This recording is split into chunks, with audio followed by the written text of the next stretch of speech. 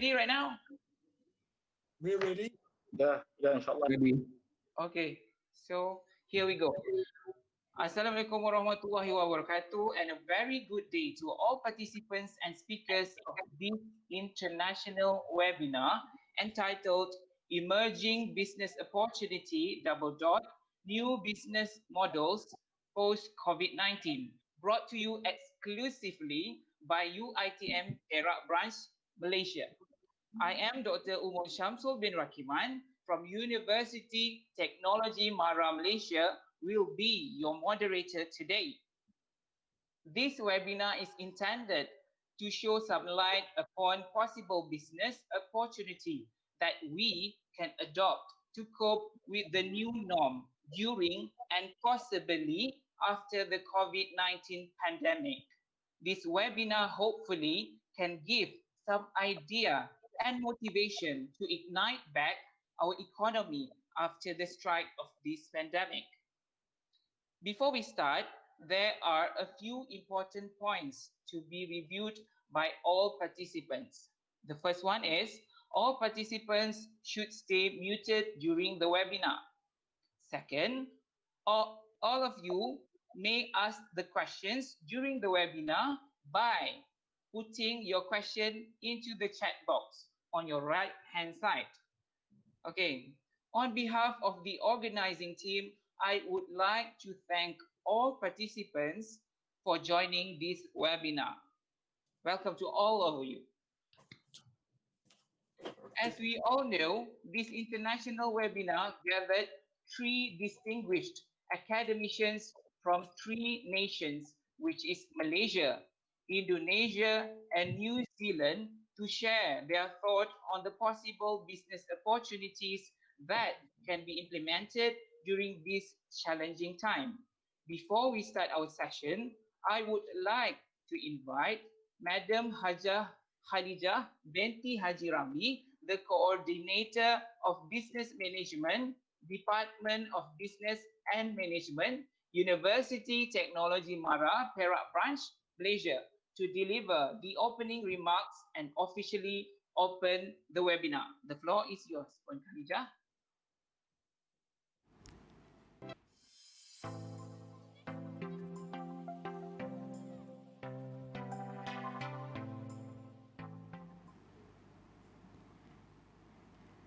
Bismillahirrahmanirrahim. Assalamualaikum and good morning to moderators, speakers and audience. It is my great pleasure to welcome all of you to our virtual International UiTM Perak webinar. I would like to start by wishing you and your families all in good health. Stay safe, stay positive and stay healthy. Alhamdulillah, our heartiest and appreciations to UiTM Perak for the continuous support, especially during this difficult time and hosting second international webinar series, collaborating with our counterpart, Universitas Pembangunan Jaya, UPJ Indonesia, which hosted the first session in July. The seminar theme, Emerging Business Opportunity, New Business Models Post-COVID-19. I would like to quote from Michael Osterholm and Mark Olshaker, if the world doesn't learn the right lessons from its failure to prepare, the toll next time could be considerably steeper. As from Quran Surah Ashar, verses 5 and 6, so verily, with every difficulty there is relief. Verily, with every difficulty there is relief.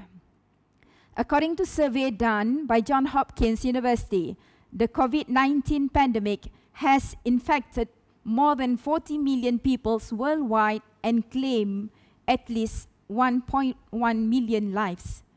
Not only caught the global community by surprise, the unprecedented effect has altered all our normal and daily needs and wants, either in working environment, education, traveling, banking, business, shopping, etc.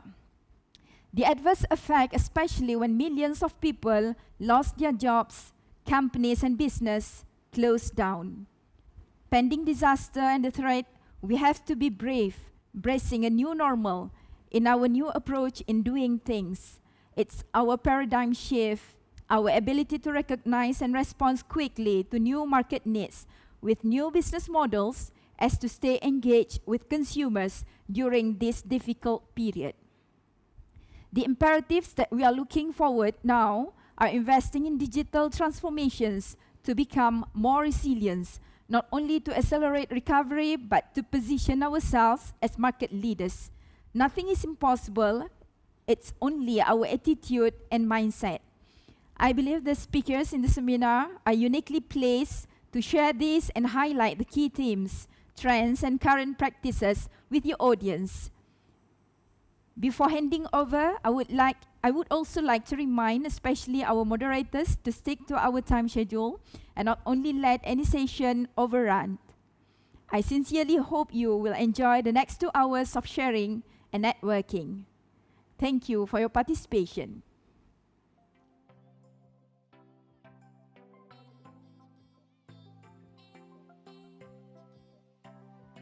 Khalijah, our leader here in Perak for FPP.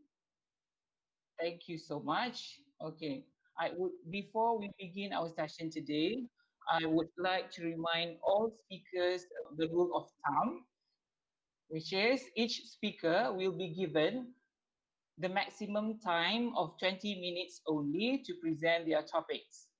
Okay, by that, I would like to introduce our first speaker of the day, which is from New Zealand, which is Professor Roderick J. Brodie and his colleague, Dr. Julia Farrer.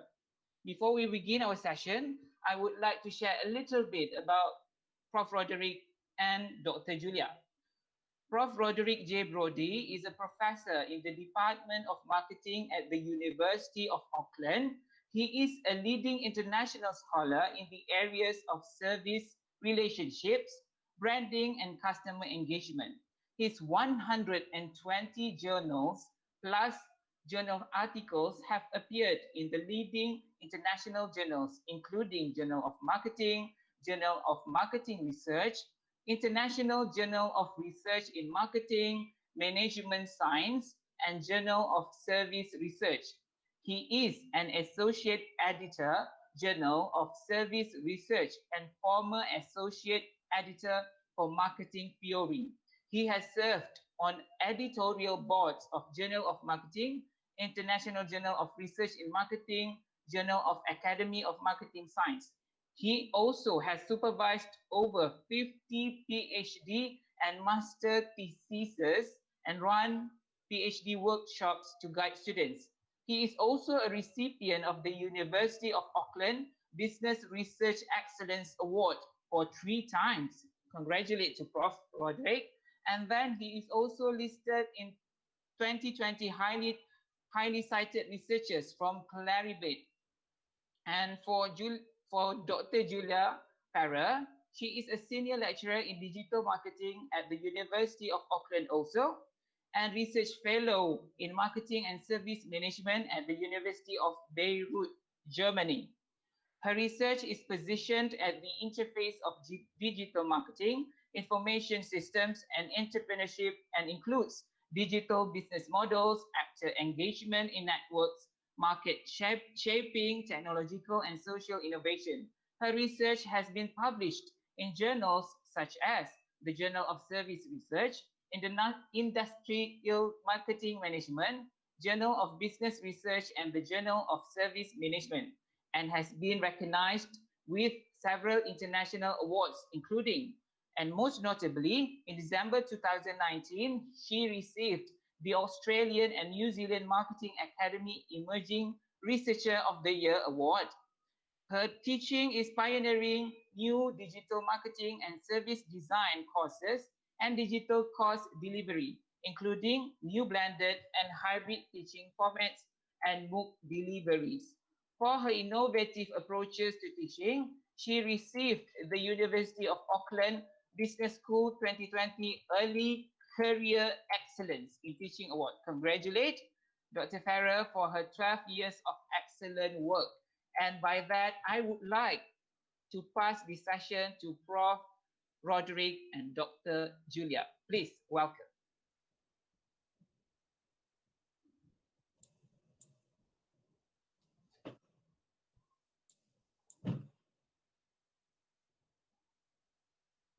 Thank you for the nice introduction. Thank you for So should we share our screen, or will you share the?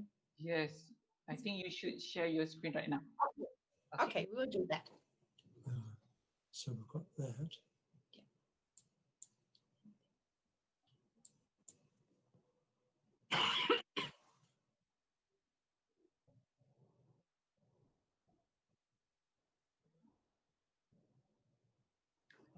We're sharing. Okay, can you see our screen? Yes. Okay, but we can't see where we are. Okay, so thank you very much for inviting us to talk on this. This is an area that we've been working on in a number of years, but the COVID crisis has really provided a big challenge, and we think we've got something very important to say. And so the agenda for today,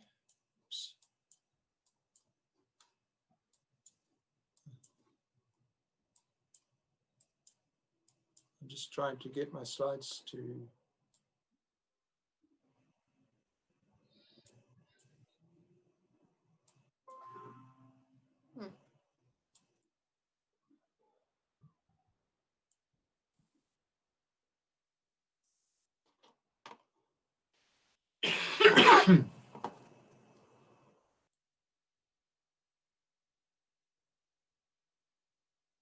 Did the slides now change? Yeah, Yeah, it doesn't change. I'm not sure. it still doesn't change. Wait a minute. Okay.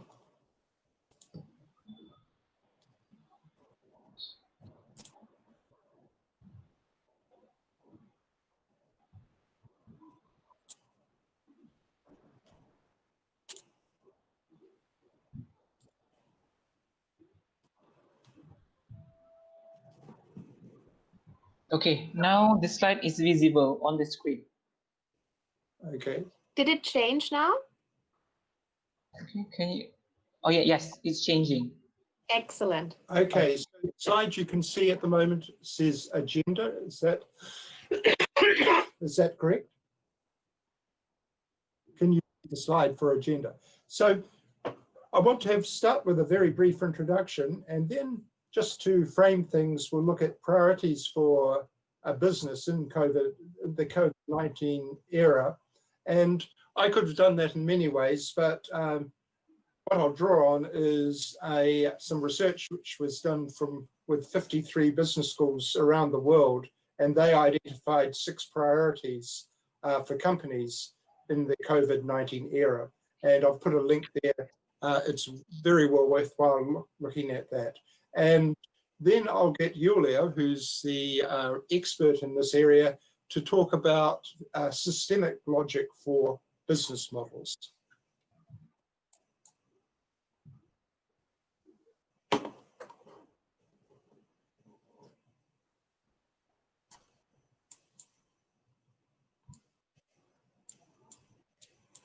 Okay, sorry about that. We now got it.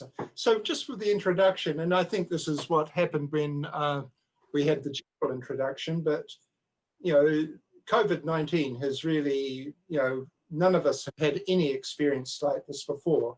And I'm currently doing research on how COVID has disrupted healthcare systems. But what comes out of this is that there's no short fixes for this pandemic. And so we're now in what we might call a COVID era. And what we can look at today is the broader economic, social, and political issues that influence the ability of countries to respond to what are conflicting goals. And the big tension is, are there trade-offs between economic and health outcomes? And what is very clear is there is a need to rethink our approaches to business opportunity and the challenge of adopting new business models that provide what is we'll call a broader systemic perspective.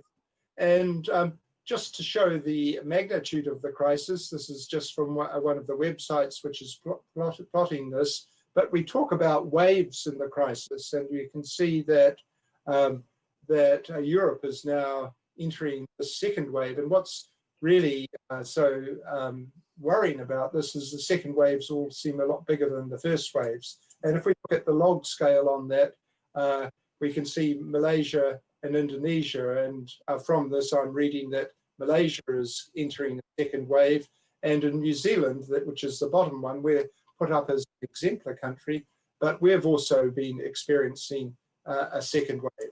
And you know, COVID is pushing companies in many different ways, and it's one of the things which is really clear is the scale of remote work to accelerate digitization and also to accommodate automation.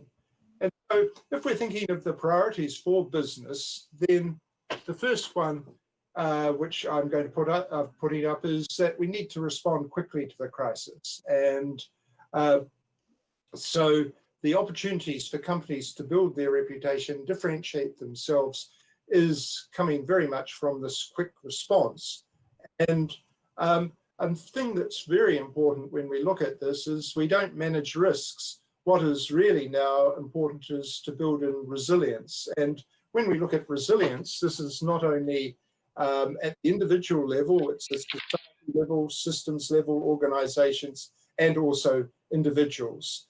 And so a lot of it, when we're looking at the type of business model, is ones which allow us to build strong cross-sectional business relationships, and also allowing for scenario planning rather than forecasting. And another priority, I think, which is emerging from this, is to scrutinize global supply chains to strengthen local ones. And as we all know, supply chains are facing massive disruption, and businesses need to protect and strengthen their sources of supply. And they need to distinguish between global suppliers and local ones. The fourth one I've got there is we need to build strong cross-sectional relationships. And this is the importance and opportunities for business, civil society, and government to work together. And so you can see how this idea of systemic business models is emerging. We need to coordinate and have collaboration to strengthen the entire system. So we need to have the system effective. And if one sector fails, others will likely also collapse. And so we have to explore that. And the strongest long-term outcome individuals occur when the collective good prevails over individual interests in the short term. And the fifth one we've got there is don't retreat. We need to innovate. People are consuming less during this pandemic, so business earnings are falling. And this is in different sectors. In New Zealand, we've got a very interesting one because we have a lot of international travel for our holidays, and obviously that can't occur now. And so it's very interesting to see where that spend is going. And it's going, a lot of it is going on local tourism. With many businesses struggling to meet their basic expenses, many business owners are retreating, waiting for what seems to be inevitability and bankruptcy. And so we need to take the crisis as an opportunity to reposition. And so that's what we'll be talking about in the second part. And so use technology to grow online businesses and meet new and growing customer demand as it changes, starting up new social enterprises that help the community and offering goods and services for people on the front line, and assisting the recovery efforts while making a living.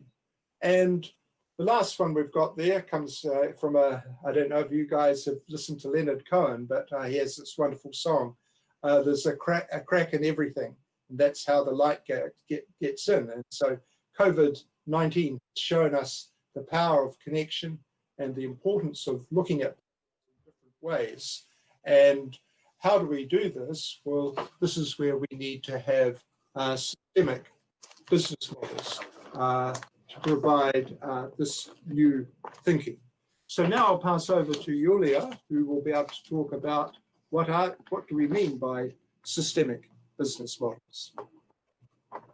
So we've actually started working on this idea of systemic business models for 3 or 4 years now, and many of these innovative ideas that we had back then still hold, and that's also what we're seeing 6 months in with the COVID-19, that now we're going back to the trends that were there already. So there is certainly a big trend towards digitalization. So digital business models are very important. We also see that together with that trend, that platform business models are taking over because they are digital natives, basically. So they are business models that were set up purely on an online infrastructure and digital infrastructure. So we brought 2 frameworks that we've developed over the last years to show you what potential might be in these more systemic frameworks. Another thing that is really important is that we're seeing all over the world that now we're not only looking into the financial part of value creation, we're also looking into the environmental impact, and we're looking into the social impact that this whole situation has. So we need frameworks that reflect on value more broadly than just on the financial value, which is certainly very important. Growth is very important still, but there are other components to value that are equally important in times of a crisis. So we've developed this one framework around systemic business models that puts economic growth as a component to create value in the center, but then also environmental stewardship and social progress. This is actually quite interesting because the theoretical framework comes from sustainability literature. So we looked into literature around circular business models that are looking into value creation that goes beyond financial value co-creation, and actually acknowledges the social and sustainability aspect of value creation. And we think when you want to look into business models more systemically, that you find quite a lot of interesting frameworks in this type of literature around sustainability and circular business models. Also, when you think about how to set up a business now in times like this, social entrepreneurship provides interesting business models that has in the center the social component of value creation. And when we're looking into platform businesses, then what's interesting about them is that they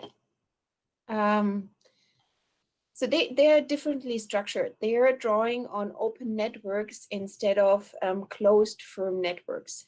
And that might be another way to rethink your way of how you are doing business and how you're innovating business by thinking about that more from an open network perspective rather than a closed firm-centric network perspective. So that means when we're comparing firm-centric networks and firm-centric business models and more open networks, is that the boundaries are different ones. So traditionally, firms look very much into what they can influence in their business models. And then stakeholders are part of it, but not in the center. What we're seeing now is that rather than building up businesses in terms of a competitive advantage, it's more building up businesses by collaborating and working together with other stakeholders in the network. So the network becomes the center of the business model instead of the firm that used to be in the center of a business model. So collaboration is very central, and competition might be still important, but right now in the time that we are in, it's rather about collaborating than competing against each other. Then the accessible resources, where do they come from? So we have some sort of a local global situation right now. So the boundaries are closed, and the borders are closed. That means, where do we get our resources from? Internally, certainly, but then also where can we draw on digital resources and extend the accessibility of resources by doing so? So digitalization becomes very central. Then from a process organization perspective, it's not necessarily this inside out perspective. So I, as a firm, produce something and then I deliver it to the market. It's way more complex, it's layered. And again, it has to do with the fact that we are operating in larger networks than purely in a firm. And finally, the governance structure is something that we need to reconsider. So very often in traditional firms, you find a very managerial approach to governance. So hierarchical, and there's a line manager and the management board that coordinates the work of other people. But when we're going into a more systemic and network structure, then it's not so much about who is the coordinator. It's more about the finding systemic ways of incentivizing people to going into the same direction. So that's maybe one way forward, also to think about different governance structures than the centralized ones, and thinking about more decentralized concepts of governance. So to sum this up, we see three important points when it comes to the influence of COVID-19 and business model thinking. Certainly, and Brodie emphasized that it's about thinking more systemically about business models and getting other values than just the financial value in the center of the theoretical framework of business models.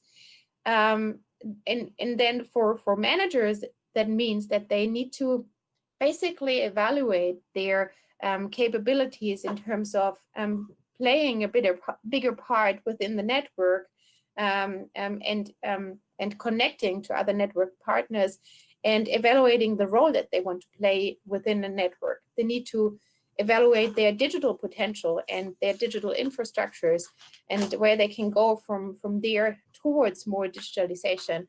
And then agility, of course, is an important point that Brodie already mentioned. So that's really important to think about how agile a company can be in times like that. And not to forget is the social purpose. So right now, it's really important for a brand to position somewhere where they can show their social purpose and thereby create the legacy and credibility for the future. So this is it from our side. Okay, I think we're just right on time. So we'll be, are there any questions at this stage, or shall we just move on to the next presentation? We've got the references there of the papers, the two papers that Julia has produced, and that they have practical examples. So hopefully we've just seeded the ideas for some of these things, and we've got ongoing research. So if anyone is interested in this, we can provide some links which will provide opportunities. But it is a very productive area to be in terms of both academically and also offering consultancy advice. Okay, thank you, Prof. Rod and Dr. Julia, for their amazing presentation. Okay, I would like to summarize a little bit on the presentation. As far as I'm concerned, before this, I did a research on value chain analysis, and the emphasis is more towards the development of the firm itself. But right now, from the presentation from Prof. Rod and Dr. Julia, we could understand that actually it's not being competitive that can save all of us right now during this challenging pandemic, but instead we have to focus on collaborating with each other, so that if before this we are focusing on ourselves in order to excel, but right now we have to make sure that all of the supply chain and our network collaborate in order to coexist and help each other. Is that the whole idea, Prof. Rod and Dr. Hulia? Yes, a very good summary, a very good summary. Yes. So right now it's not I'm being the best, but we have to collaborate in order to exist for the longest time ever. Thank you so much for that beautiful presentation. Now we can move from New Zealand to Indonesia, our neighboring country. Even though I haven't reached there yet, hopefully I could someday. So from Indonesia, we have Dr. Edi Purwanto, or we can call him Pak Edi. He is from the Department of Management, Faculty of Humanities and Business, Universitas Pembangunan Jaya, Indonesia. Edi Purwanto began his career as a lecturer in a Bible college in 1999 and became the principal of theological seminar in 2005 until 2013. After completing his doctorate in development studies, and he began giving lectures in the dynamic of global competition and strategic management courses in Universitas Bunda Mulia, Jakarta. He later served as the head of Master of Management Program of the Postgraduate Center, Universitas Bunda Mulia in Jakarta until June 13, 2020. Starting July the 1st, 2020, he joined as a lecturer at the Department of Management, Faculty of Humanities and Business, Universitas Pembangunan Jaya, Indonesia. He is also the head of Center for Research and Community Service, Universitas Pembangunan Jaya, Indonesia. And I hope that he can share some insight of what's happening in Indonesia and what we can learn so that we can collaborate better and improve our economy during this difficult time. Please welcome and take the floor, Pak Edi. Thank you, Dr. Umol. Thank you for opportunity given to me to share my thoughts related emerging business opportunities, new business model post COVID-19. It is a privilege for me. Thank you so much, and I will share my thought. Maybe this one the practice sharing, and I will open my lesson by quote great Greek philosopher. Next slide, please. Next slide, please. Yes. Yes, I will open my lesson by quote the Greek philosopher Heraclitus. Heraclitus said there is nothing permanent except change. So the change is only one permanent in the reality in our life, in our world. We cannot avoid change because change is certain. And I believe our management strategists know that our business environment is characterized by uncertainty environment. Our environment, external environment, always change every time. And COVID-19 proved it that our external environment, our business environment is always changed anytime. We know that the intended strategy of company is not always become realized strategy. Sometimes our intended strategy become unrealized strategy. So a company must have the emergent strategy to be realized. So I think COVID-19 has impact on our political environment, social environment, and economic environment. And politics, social, and economics are part of our external environment or macro external environment. So I think the recent situation in pandemic situation, it is the extraordinary situation, but the change itself is normal. The change itself is normal in our life, also in business environment. One of important keys in a business, please, next slide. So, as I explained that our intended strategies next not always become to next realize strategy. Sometimes our intended strategy to be unrealized strategy, so we must have the emergent strategy to be realized. One of important keys in business is to fit our resources and capabilities with our external environment factors. When external environment is always change and uncertainty, we must always evaluate our strategies. When our intended strategies is different with the today fact, it is maybe because our external environment condition has changed, and there is difference between the last when we analyze external environment as a strategy basis and the present condition. So it is I think it is normal in business environment. So our capability to fit our resources with recent environment condition or external factor is needed. And I believe that before pandemic, during pandemic, and post-pandemic, when we get into what we call new normals, we will find both the threat and opportunities. Our capability to fit our strength, to face threats and catch opportunities is one of important keys to get through the new normal. So to adapt a new normal is also needed a company, micro business and small business in our country especially.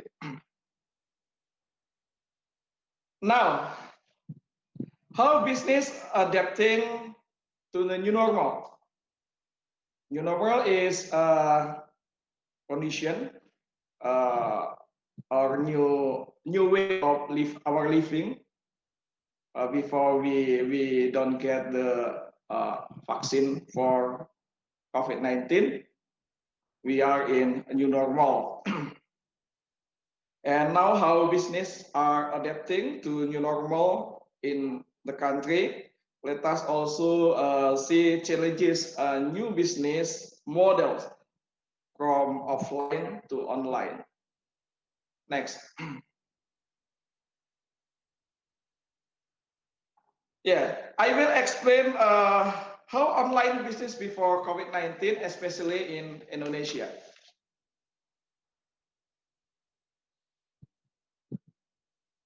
Many retail sectors, online retail and various sectors had a significant turnover before crisis as a result of COVID-19. This statement shows that before COVID-19, many sectors have entered to online business.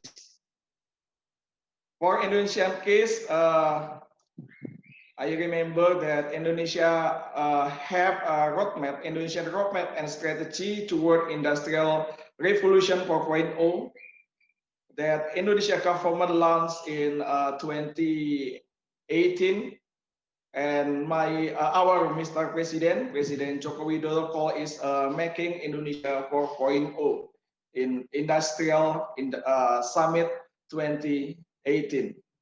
So Before this pandemic, Indonesia government already has roadmap toward digitalization. In fact, many companies had digitized their operation and production. For example, Unilever Indonesia start pilot project automated guided vehicle.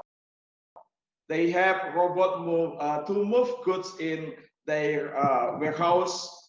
And other examples, Suzuki Indonesia Indomobil Motor have about 217 robots handling in 2018 to make or assemble all new R3, one of Suzuki automobile type. This robot worked 24 hours. And even Daihatsu Motor have started in 2012 in implement robotic automation system and produce about 40% of their production. This information show that before COVID-19, Indonesia has moved to digitalization and also internet using. And in financial industry, also Indonesian government also push cashless transaction increasing. And even beside banks, many startups catch the opportunities to offer digital payment apps. For example, there is OVO, GoPay, Dana, Link Aja, and others. Many merchants and restaurants accept digital payment. Online transportation modes also accept digital payment. Many urban people no longer carry a lot of cash in their wallets. Instead, they carry e-wallet by their smartphone. Please note that now I talk about situation before COVID-19 pandemic in Indonesia, especially in Jakarta and Tangerang, and we call Jabodetabek, and big cities in Indonesia. Now, next slide, please. Now, how online business during COVID-19 Indonesia? There is a change in people lifestyle, and many thinkers believe that online sales will increase and are increasing as part of risk management for pandemic. As a result of rapid spread of COVID-19, this condition has changed people's lifestyle, and the use of internet has also increased rapidly, both as means of communication, work activity, like work from home, and various other social issues. Retail companies, including food retailers, are not longer able to open their stores due to government policy to prevent the spread of COVID-19, but because retail products are needed as food suppliers and daily necessity, this company can be allowed to operate, follow regulation to offer online and delivery service only. So the Indonesia contact user of online transportation modes such as Gojek or Grab. They can use GoFood or GrabFood application, and they are very helpful for food retails in during pandemic. The Central Bureau Statistics, you can see at our PowerPoint, conducted research in impact of COVID-19 on business actors. This study involved more than 34,000 respondents. They are comprised of business actors from micro and small enterprises and medium and large enterprises and agriculture. Research conducted in Indonesia archipelago from Sumatra, Java, Kalimantan, Sulawesi, Bali, Nusa Tenggara, Papua, and Moluccas. Next slide, please. In this research, they found that 3 sectors are most affected by COVID-19 because decrease of demand. The first is hospitality and food and beverage sectors, 87%, and then transportation and warehousing, 85%, and other service, 85%. Next. And for province, DKI Jakarta, Bali, Yogyakarta, Banten are the 4 main provinces whose business actors were most affected by a decrease in demand from consumer during the pandemic. Next slide, please. Yes. And among business that use internet and IT during pandemic, from this research, 63% they use internet and IT by stay in the same field or sector, not do diversification. And then 27%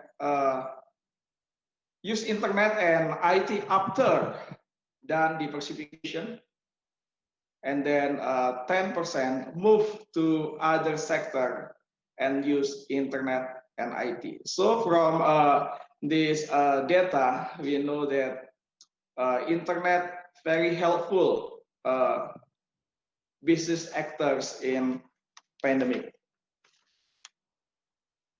Next slide, please. After I share about how online business before and during COVID-19, now I will share you how online business forecasting in post-COVID-19, especially in Indonesia. I will show you Junwen resource. Junwen give insight to help industry practitioner to adapt in new business situation post COVID-19 driven from China. Junwen found that COVID-19 has impact on the change of Chinese lifestyle, behavior, and preferences. So I think this also will happen in Indonesia or in other country post COVID-19. Will their people lifestyle change of people lifestyle, behavior, and preferences. So business must to fit our resources and our external environment. As I said in my introduction, making strategy must involve analyze two environment factors, internal and external environment, as you can see at my PowerPoint. A fit strategy based on unanalyzed of internal and external environment is keys to business success. Even if you see business opportunities in an attractive industry, if you don't have resources with their capabilities to catch these opportunities, you will only to be the spectator and without being able to do anything to seize these opportunities. Or maybe you have resources with good capabilities, but if you don't find opportunities, then your resources maybe will be useless because cannot exploit the opportunities. Or maybe you have resources with good capabilities and you see the opportunities in attractive industry, but if you don't able to fit both, you will not exploit the opportunity to get high return. So ability to make fit between your resources and capability and general and industrial factors or environment is key of successful business. Actually, I think it is applicable for business before, during, and post COVID-19. I give you example opportunity in a digital payment platform. Before pandemic, several digital platform increased in Indonesia, and Indonesia government also encouraged to move to cashless, and there is also increasing intention use technology among millennial and post-millennial generation in Indonesia, and many surveys show that during pandemic, the digital payment is increased along physical distancing policies. Even I read a newspaper report, many merchants in traditional market reject to accept the digital payment before pandemic as a result of technology use behavior among them, but when pandemic spread, they won't implement the digital payment in traditional market to be accelerated. And merchants will be facilitated by digital payment system. And I believe that this lifestyle will continue in post-COVID-19, especially among urban people. Therefore, many startups that offer digital payment apps find good opportunities. To do it, you have to resources, for example, financial or capital, organizational resources, and then technology resources, human resources, innovation resources, reputational resources is the important resources. And we can fit by our external environment. If all resources have capabilities that you're able to use them to exploit opportunities, you will success if you also make your resources fit with the external factors. For example, you have access and can take advantage of government policy. This is political and legal factors that made policies and regulation to accelerate cashless transaction using policies and regulation on physical distancing. You can take advantage of technology in innovation. You have a wide network with merchants who accept the digital payment system. You have many users and potential users of your apps. Therefore, you can formulate and implement the market penetration. However, your resources and capabilities don't fit with external environment anymore today. So you cannot find the opportunity in your region business. If there are not possibilities to defend your business, maybe you can implement defensive strategy, such as divestiture or liquidation, and catch other opportunities that can exploit of your resources and capability. You can start your business in the new environment. Next slide. Excuse me, Pak Edi. Yes. The time is 5 minutes left. Okay. Yes. Okay. Thank Next you. slide. Sorry for interrupting. Yes, I will give my closing statement. Okay. Okay. My closing statement. This is my statement. World is changing constantly, as well as business environment.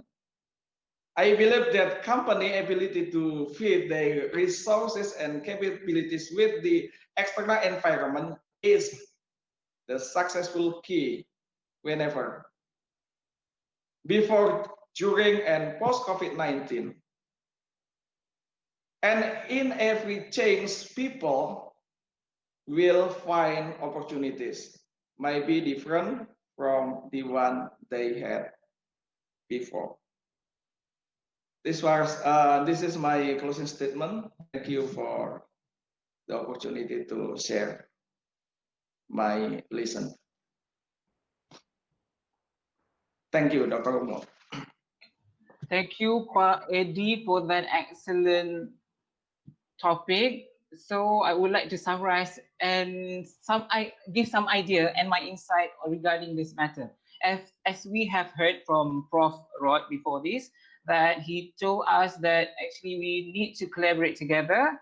And Pak Edi also said that we have to combine the resources so that we are not depleted in terms of resources. And then we have to improve the platform that we use in order to supply all of those resources, so that even though we are locked down, but still the resources can be delivered throughout the places, right, Pak Edi?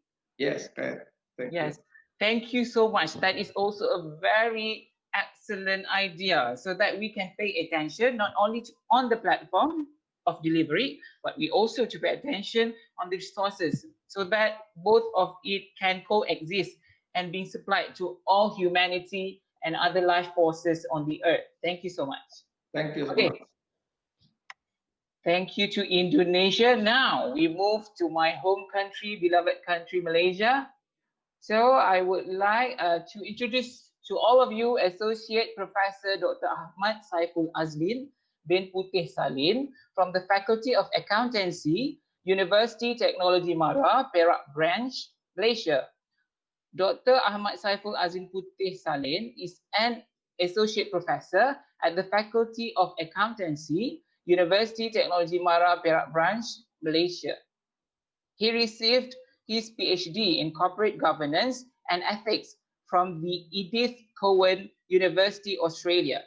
He is a fellow member of the Association of Chartered Certified Accountant, United Kingdom, ACCA UK, and a full member of Malaysian Institute of Accountants, MIA. His research interest focuses primarily on the field of governance, Islamic and business ethics, financial reporting, management, finance, accounting education, small and medium enterprises, and public sector accounting. So after sharing the insight from New Zealand back to Indonesia, now back to our home country, Malaysia, please take the session, Associate Professor Dr. Ahmad Saiful Azlin bin Puteh Salin. Take the floor.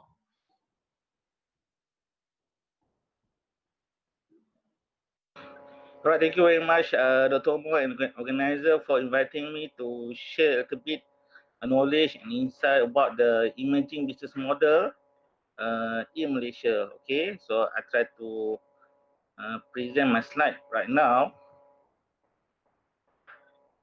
Okay, right. Can you see my slide? Yes. Okay, right. Thank you very much. Thank you very much. Okay, right. Maybe I can start my presentation with this picture that worth 1,000 words, right? So I think this is where we are last time before the COVID, right? There's a happy moment in our life. We can go to the stadium celebrating a football match, went to Pasar Malam, okay, buying a lot of delicious food, celebrating New Year's, celebrating Idul Fitri, okay, and even celebrating our Merdeka Day. But I think we don't know we're gonna have to enjoy this moment anymore. Okay, right? Very sad to say that based on my reading, some of the scientists say that this coronavirus COVID-19 will never go away from our life. Okay, so what we need to do right now actually is to learn to live with the COVID-19 pandemic, okay, a whole of our lifetime. So a little bit of the Malaysian background on coronavirus crisis, especially for those that are not from Malaysia. Okay, so the first case detected on 35th January 2020 from the one travelers from China that arrived in Johor. And then on the 16th March, it spread to all the states. And then 2 days after that, from 18 March, the government has announced that the movement control order will be implemented in Malaysia, all over Malaysia, the total lockdown. And because of the case is going smaller, decrease, and from 4th May to 9 June, the conditional movement control order has been implemented. So what is the difference between the CMCO and also the MCO? During the conditional movement control order, some of the business and industry are allowed to open, but not the social activities. And finally, where we are right now, from 10 June until 31st December, there is what we call the recovery movement control order. People still can go out, but they need to comply with the standard operating procedure. Okay, all right. So we cannot deny that COVID-19 has gave a very severe impact to our economy, as what the previous speaker, Pak Edi, and the Prof. said before this. Okay, right. There's a severe economic impact in our country. Okay, especially in terms of tourism and entertainment. Okay, some of the company has been going into liquidation. They are closed down. You can see here. Okay, the plane has been stranded, grounded in the airport. Okay, the cinema, one of our cinema, MBO cinema, has been already give a notice of liquidation because the operating overhead, operational overhead is too high for them to operate.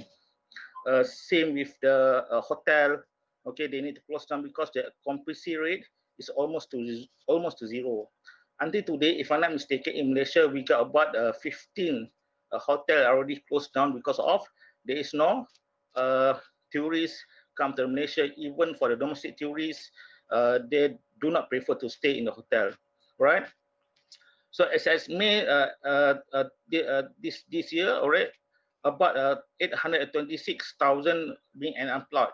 Okay, and then based on the survey that be conducted by the Ministry of Finance, about 52.6% of Malaysia has been badly affected due to COVID-19, and especially for the SMEs and self-employed people, 46.6% got a zero income during the MCO. Those that still operated in the business, they lost almost 90% of their income, right? So as I said before, because of the coronavirus cannot never go away from our life, so we need to take a positive side. Okay, how we can move on due to this coronavirus, right? Life need to go on. Okay, we still need to put food in our table. So because of that, all right, there is a rising of other business model. Okay, due to pandemic coronavirus. Okay, if we learn from the guru of the business, okay, if you want to make a business, be a problem solver first. Okay, it's not the money. Okay, right? So what are the people problem? You solve the problem, and then after that, the money will come in. So because of the coronavirus, there are so many problems in terms of foods, goods, groceries, entertainment, education, traveling, and so much more. So how are we going to solve the people problem due to this coronavirus pandemic crisis? So based on my little bit survey and reading, the first one maybe we can say that there is a home-based business model. Okay, right? What is being the home-based business model? as being advised by the government of our country, do not go out if you don't have any unnecessary business. If there is no urgency, no importance matters, affairs outside, just stay at home. So when people stay at home, they still want to enjoy the good moment as what they have enjoyed before the pandemic coronavirus. Okay, if we stay at the home, we got a big family like father, mother, a son or daughter. Okay, maybe even some of us stay with our grandfather and grandmother. So how business can capture or take the opportunities when the people stay at home. All right. So, for example, for the father, I think for the father as a breadwinner, many of us right now is working from home, the WFH. Okay.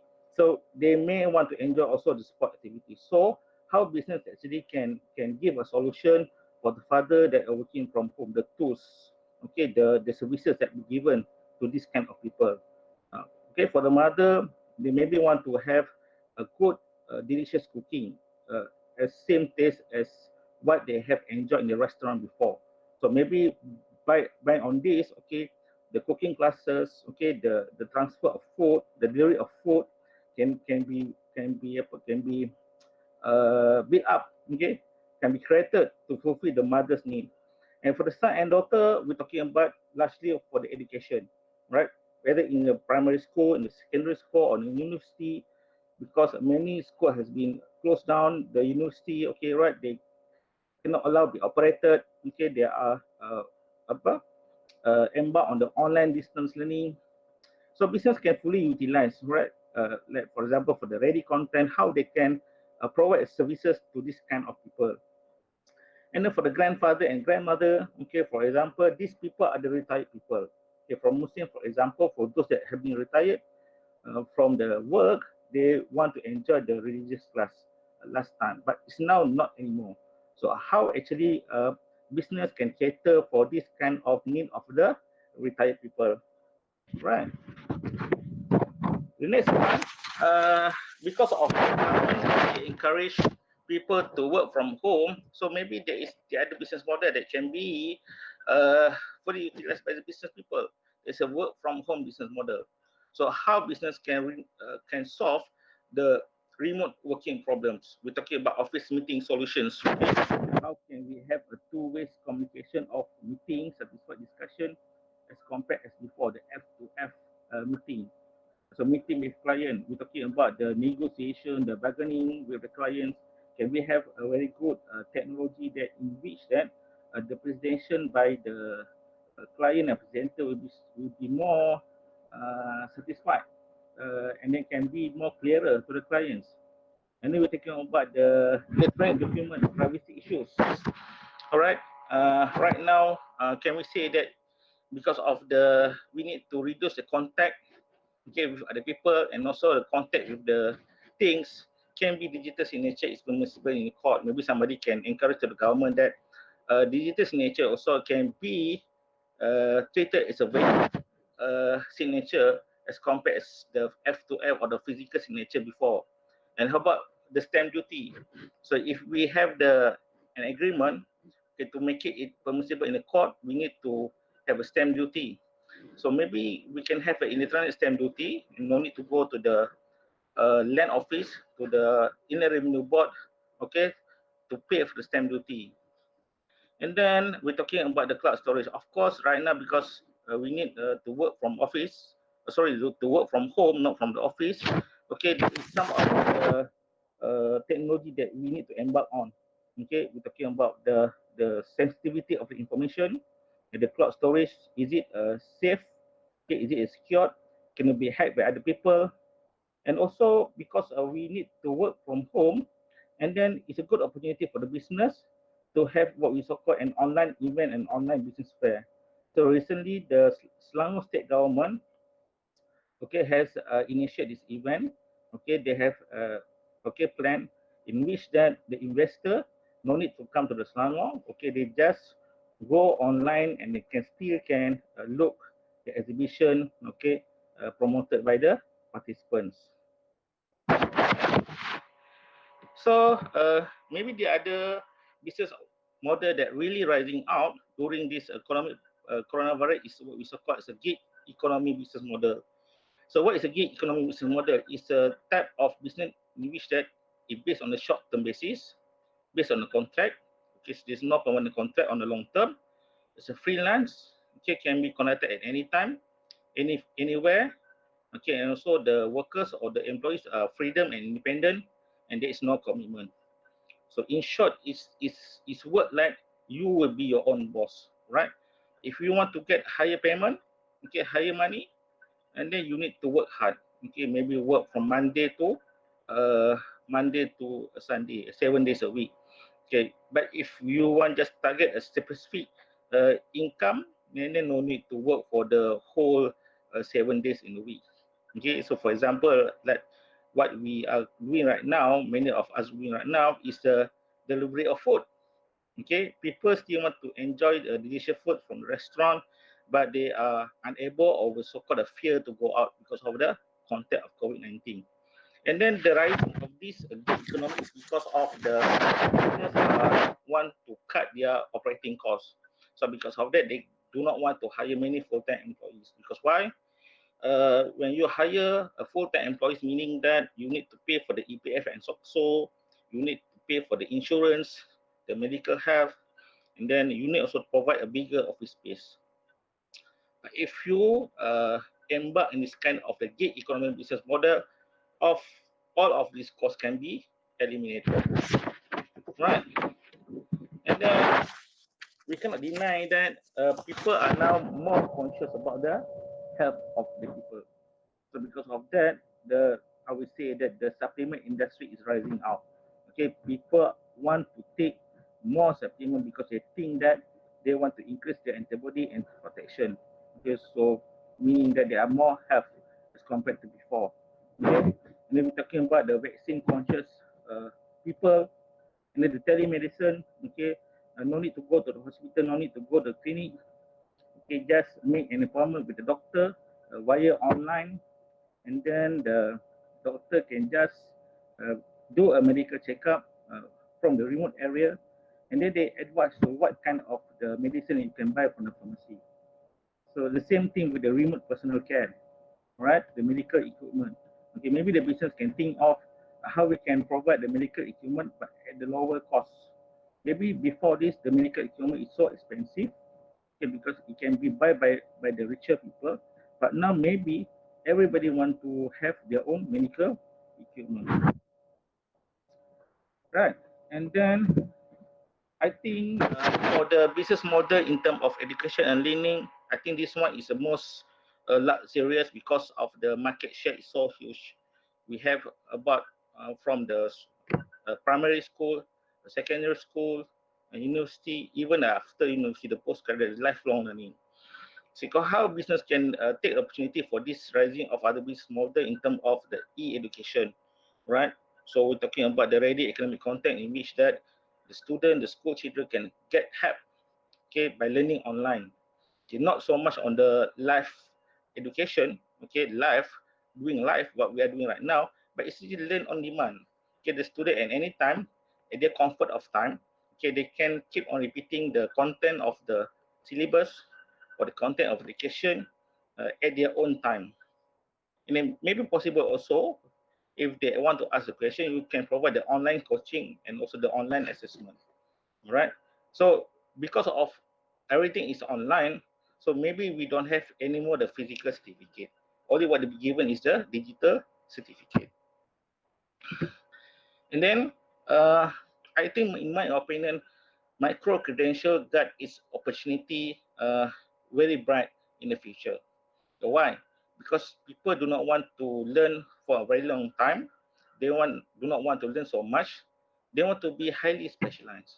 Like in my area in accounting, we got so many positions. We have an account clerk, assistant accountant, okay, accountant and chartered accountant. So what happened right now? Do the students or the potential accountant need to learn everything? Okay, if he or she want to be an account clerk, he or she just learn about the certificate in accounting. If they want to move higher position as assistant accountant, they learn a diploma. And then if they want to become an accountant, they take a bachelor. But even in my area accounting, there are so many highly specialized area. There is a tax, finance, audit, costing, financial reporting. So if they want to specialize in tax, they just take a certificate that relate to the tax. So no need to learn so much thing, right? Okay, maybe a little bit on the case study about how the rising of this business model really changing how a business doing their operation or business, right? So I think everybody know Grab, right?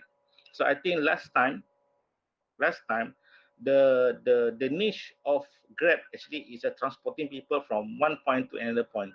There is a car lah, they're replacing a taxi. But now Grab expanding their business to transport almost everything from the food, from the delivery of parcel, and then groceries, fresh foods from the mart.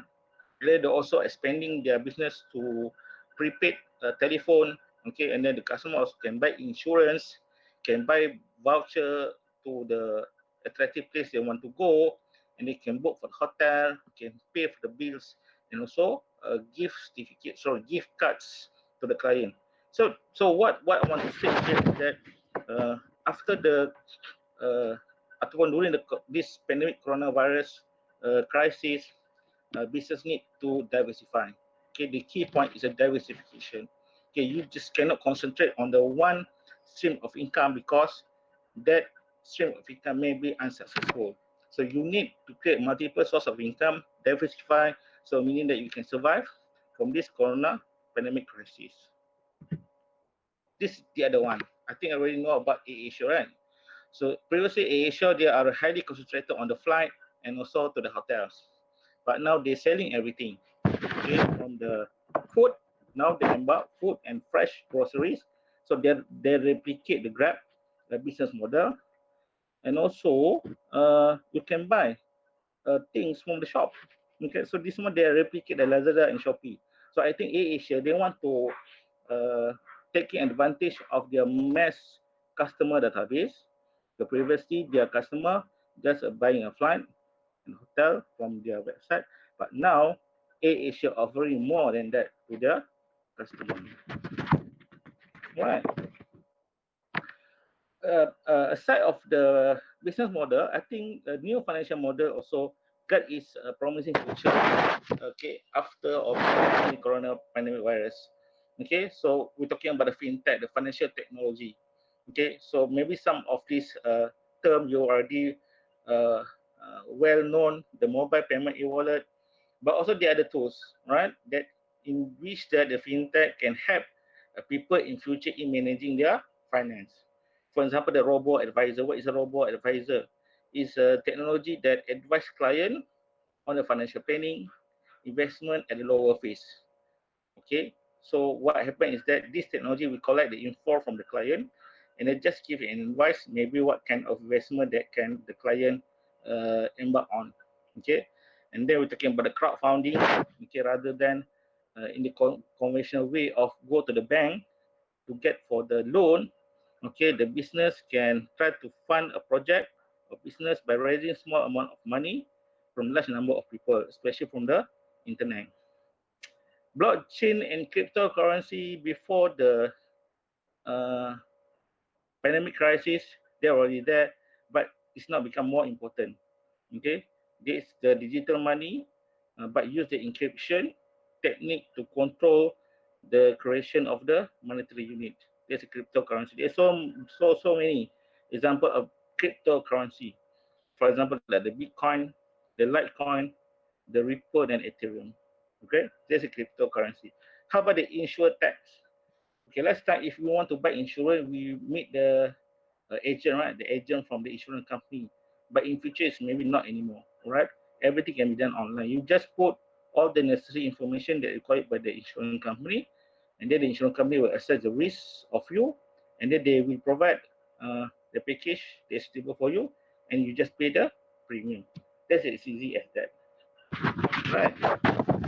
So maybe a little bit after I'm talking about the business model, okay, there's quite a tremendous support by the government of Malaysia to the business, okay, in order to make them sustainable and survive from this economic crisis.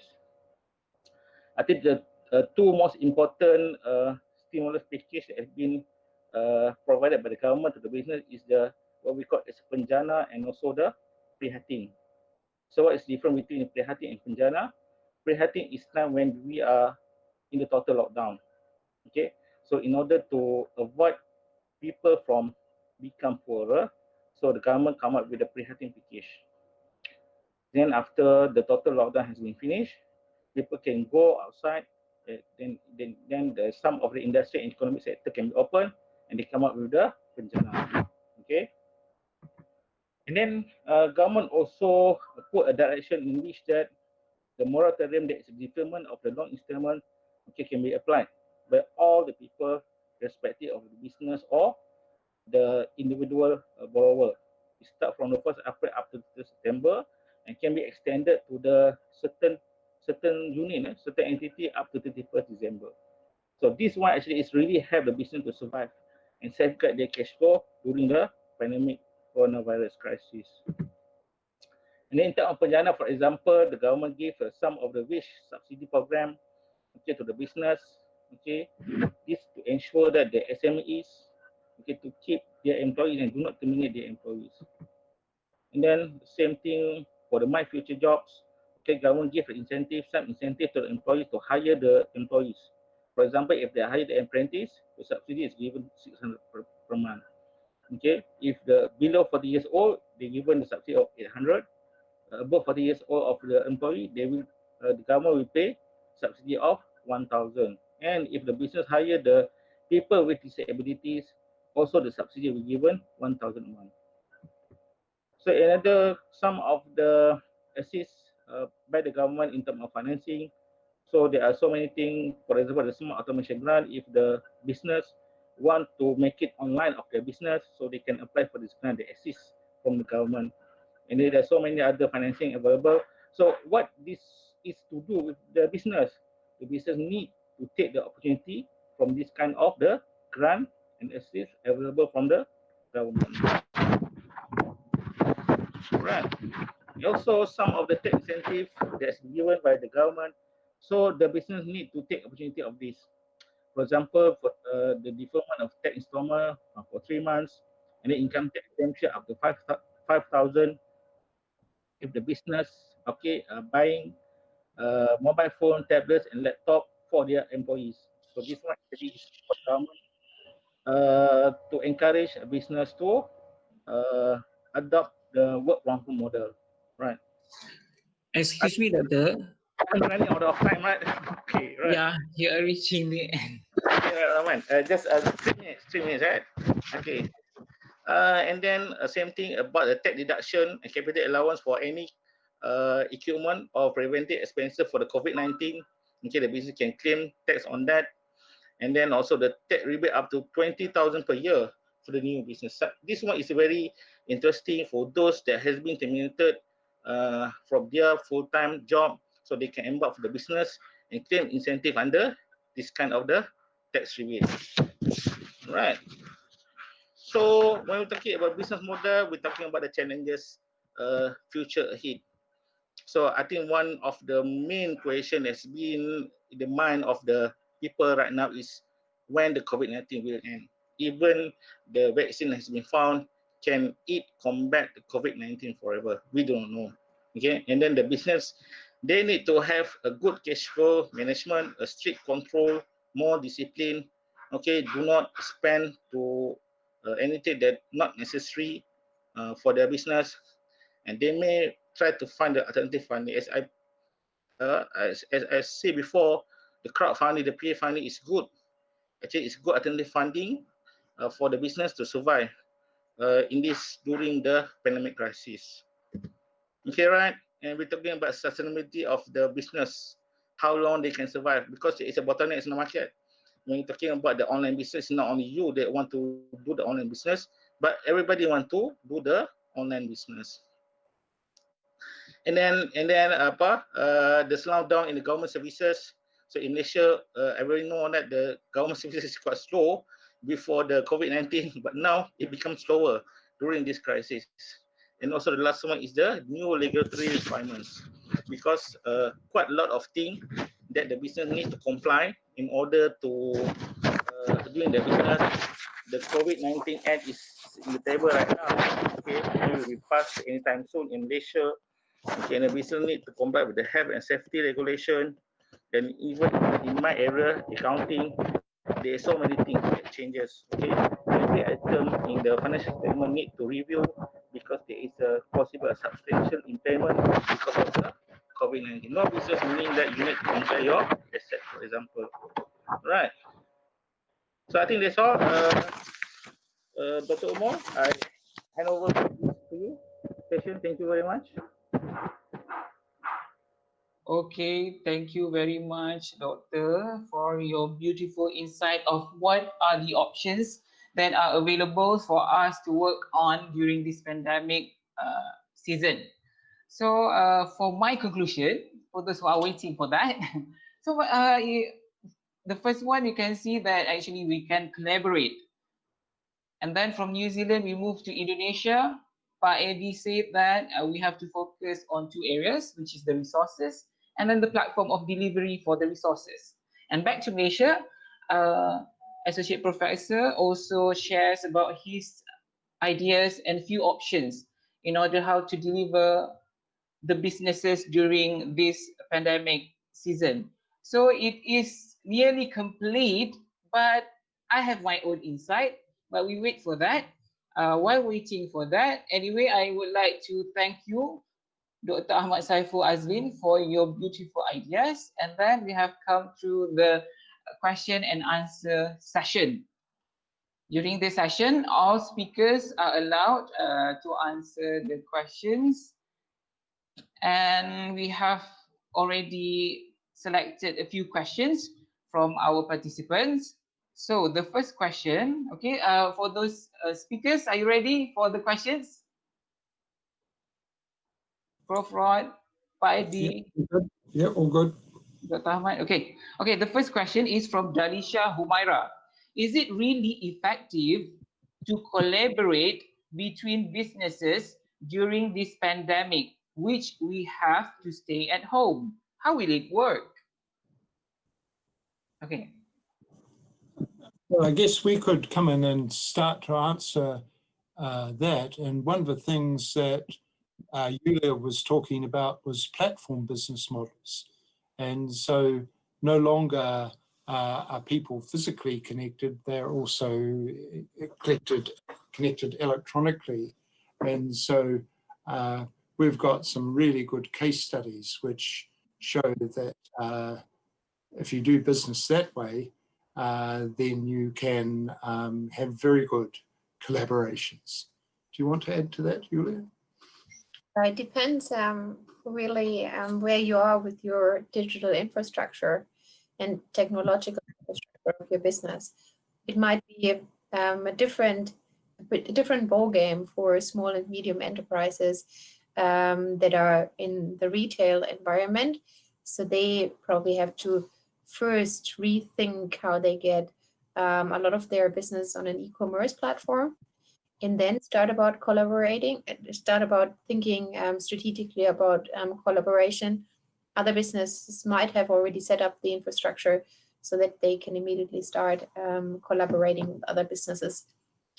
I think for us, it was more to emphasize that probably at this point, and you see that very often in changing environments where it's not clear in which direction the future goes, it's often wise to not immediately think about competition, but really think about how you can, together with maybe a similar business, set something up and maybe share resources, share infrastructure.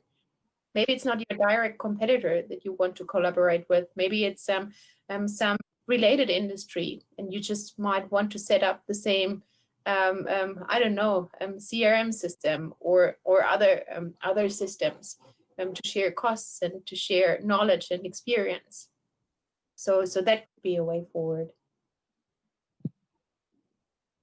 Okay. Is that all, Dr. Julia? Okay. I will answer a question for Miss Humaira.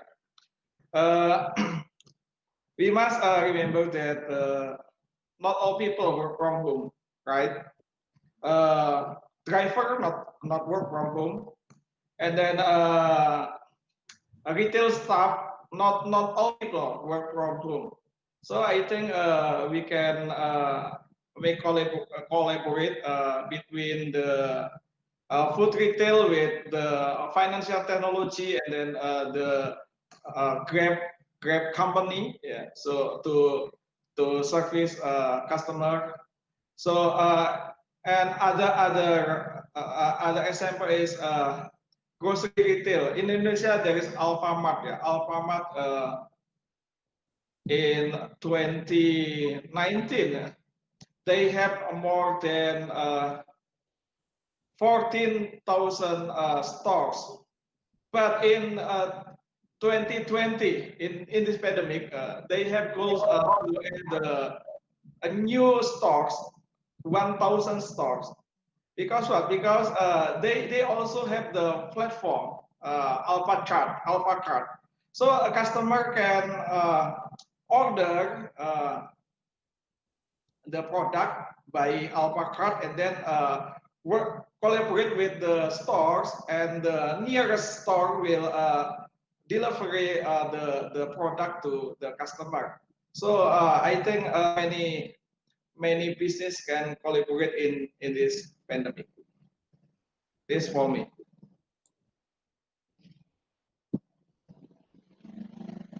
Yeah, I think for me, same that the previous answer from two speakers. Of course, now it's not for the competition, but it's how you want to collaborate. Okay? If already doing a same business at one time because of the market saturated, so maybe one of two players will be in the casualty. They may exit to the market. So rather than you compete in the similar area of business, so you diversify and you complement each other. Thank you very much.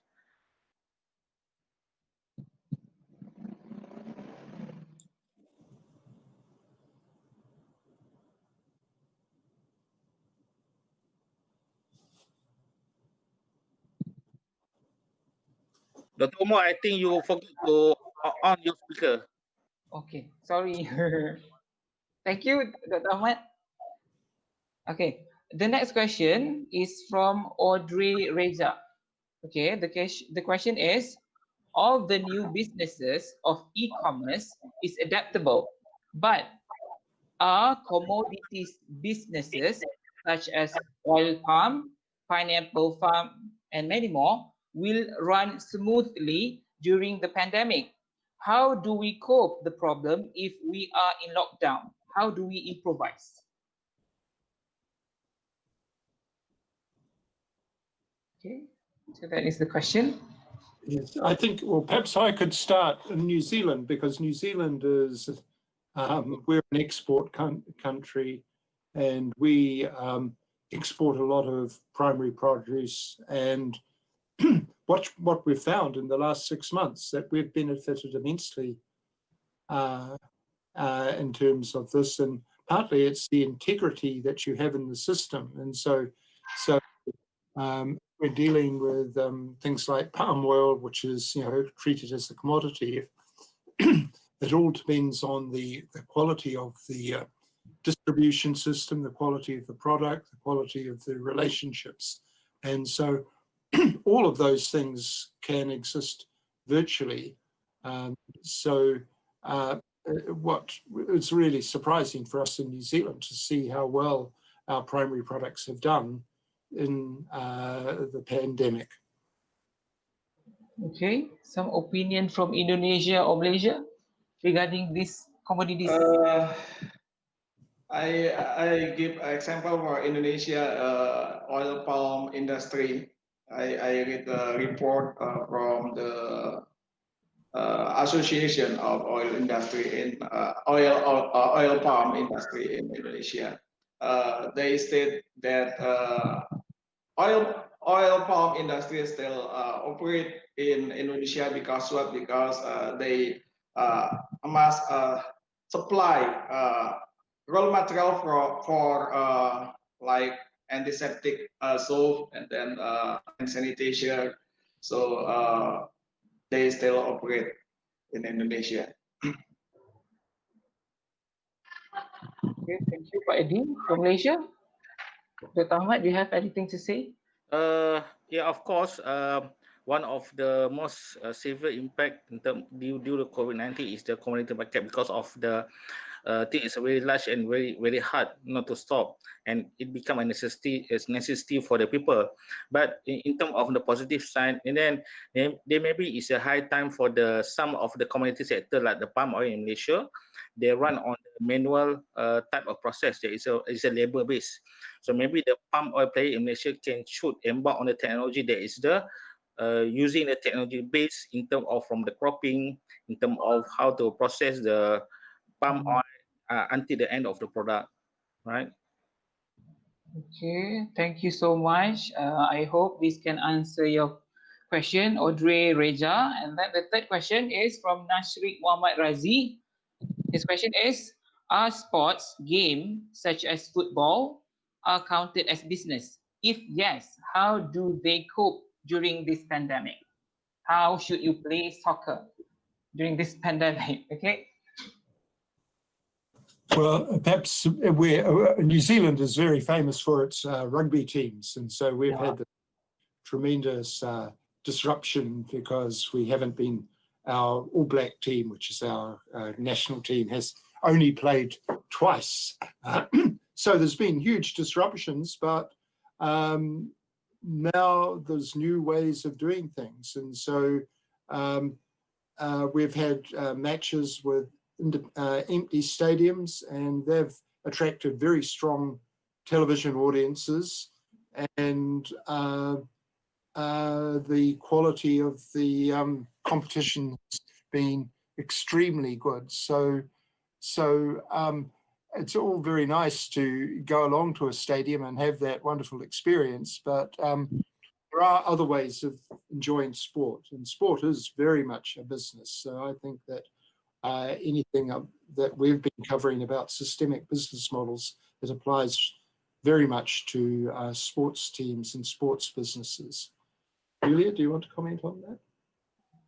No, well, only to add, I mean, of course, sport is a big business. So the first question I think was, is that a business? Yeah, sure. It's one of the biggest service industries that we're having. What we see now is that a lot of sports clubs and teams, they are starting to have an even stronger focus on their social media interactivity.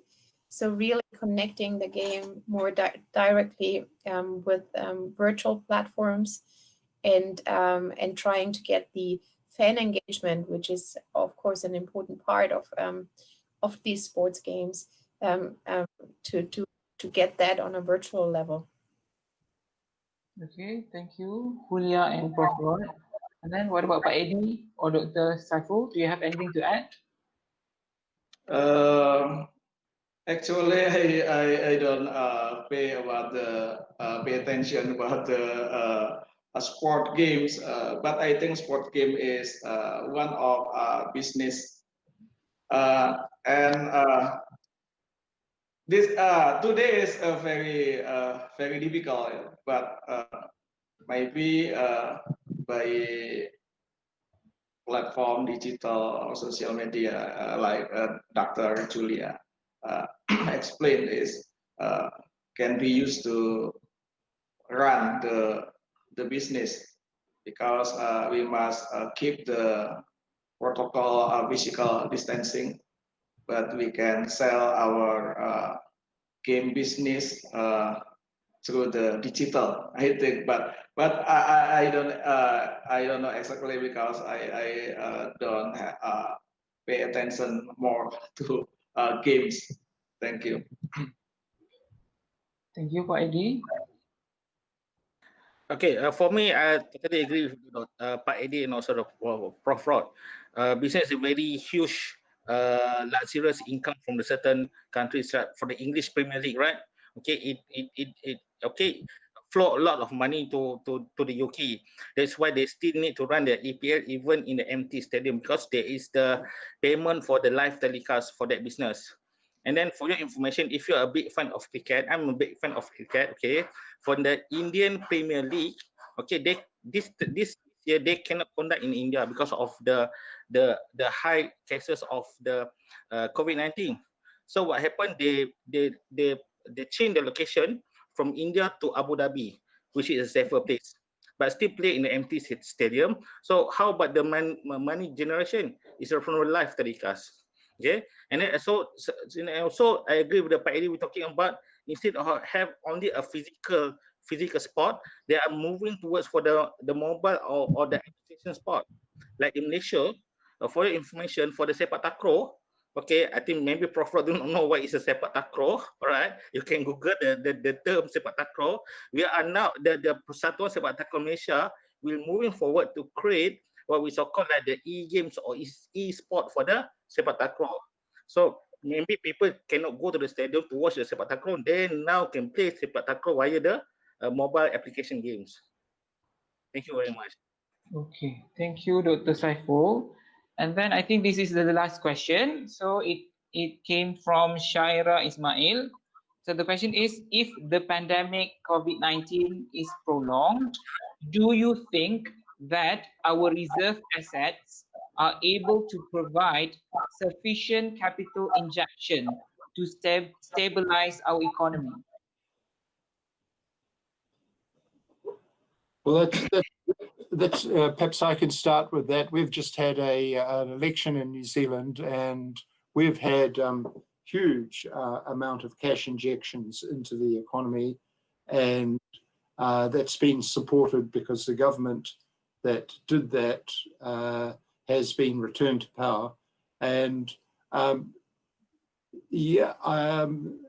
think that businesses are going to evolve.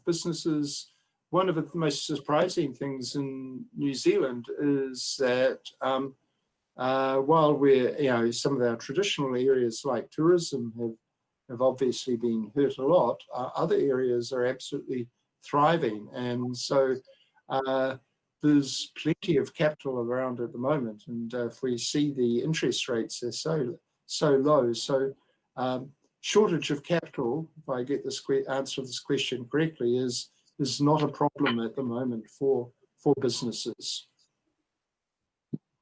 Okay, thank you, Prof. Rod. Dr. Edi? Back to my point about the fit strategic, I think all parties in country, government, and then economics, then social leaders, all parties in country must collaborate to look for what our resources that fit with the today condition. If we find the fit strategy, so we can